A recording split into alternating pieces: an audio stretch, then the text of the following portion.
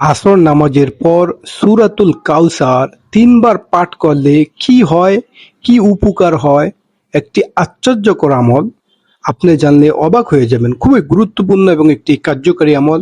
সকল মুসলমান নর-নারী এবং সকলের উচিত আজকের এই আমলি ভিডিওটা দেখা।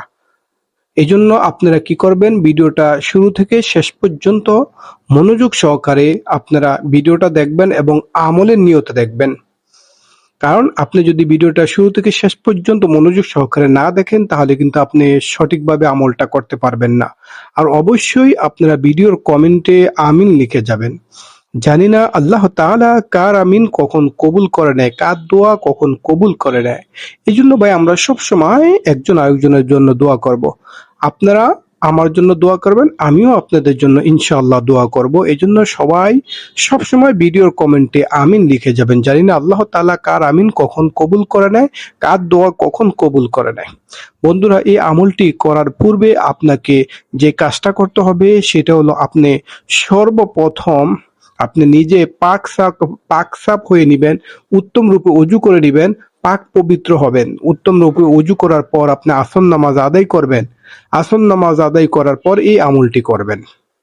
আপনি আসর নামাজ আদায় করার পর তারপর আপনি কি করবেন, সূরাতুল কাউসার মানে ৩ বার পড়বেন। পড়ার আগে যেগুলা আছে সেগুলা বলতেছি। সেগুলো হলো যে আপনি প্রথমে ৩ বার ইস্তেগফার পাঠ করবেন।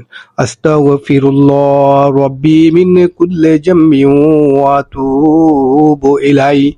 আস্তাগফিরুল্লাহ রাব্বি মিন কুল্লি জামবি ওয়া আতুবু ইলাইহি। এইভাবে ৩ বার আপনারা ইস্তেগফার পাঠ করবেন। তারপর আপনারা ৩ বার দুরুদে ইব্রাহিম পাঠ করবেন, যেই দুরুদ আমরা নামাজের মধ্যে পড়ে থাকি। আল্লাহুম্মা সাল্লি আলা মুহাম্মাদ ওয়া আলা আলি মুহাম্মাদ কামা সাল্লাইতা আলা ইব্রাহিম ওয়া আলা আলি ইব্রাহিম ইন্নাকা হামিদুম মাজিদ। আল্লাহুম্মা বারিক আলা মুহাম্মাদ ওয়া আলা আলি মুহাম্মাদ কামা বারাকতা আলা ইব্রাহিম ওয়া আলা আলি ইব্রাহিম ইন্নাকা হামিদুম মাজিদ। এইভাবে আপনারা ৩ বার দুরূদ ইব্রাহিম পাঠ করবেন। তারপর সূরাতুল কাউসার আপনারা ৩ বার পাঠ করবেন। আউযু বিল্লাহি মিনাশ শাইতানির রাজীম। বিসমিল্লাহির রহমানির রহিম।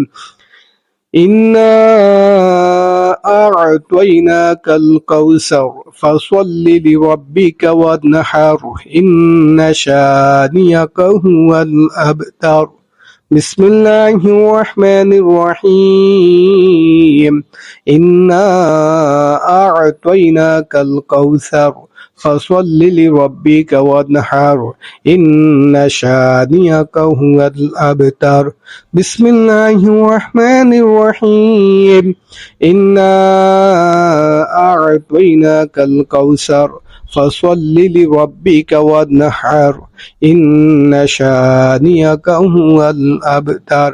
তারপর আপনারা ৩ বার শেষে দুরূদ শরীফ পাঠ করবেন। যে কোনো দুরূদ যেটা পারেন সেটাই পড়বেন, ছোট দুরূদ হোক বা বড় দুরূদ হোক, কোনো সমস্যা নাই। সাল্লাল্লাহু আলা মুহাম্মাদ সাল্লাল্লাহু আলাইহি ওয়াসাল্লাম। সাল্লাল্লাহু আলা মুহাম্মাদ সাল্লাল্লাহু আলাইহি ওয়াসাল্লাম। সাল্লাল্লাহু আলা মুহাম্মাদ সাল্লাল্লাহু আলাইহি ওয়াসাল্লাম।